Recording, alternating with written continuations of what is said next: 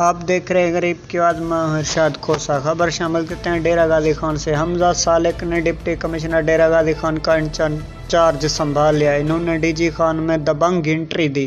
आते ही टीचिंग अस्पताल का मुआयना किया, बेहतरीन री के लिए हिदायत जारी की। डिप्टी कमिश्नर हमजा सालिक ने टीचिंग अस्पताल के मुख्तलिफ शोबे देखे और तिब्बी सहूलियात का भी जायजा लिया।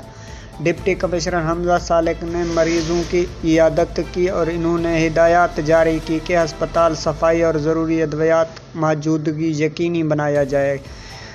कुत्ते के काटने की वैक्सीन समेत दीगर सहूलियात फराहम की जाएँ ताकि डिप्टी कमिश्नर हमजा सालिक ने ज़ेर तालीम जच्चा बच्चा अस्पताल का भी मुआयना किया और मदर एंड चाइल्ड अस्पताल के प्रोजेक्ट को भी जल्द मुकम्मल कराने की हिदायत जारी की। मज़ीद खबरों और अपडेट्स के लिए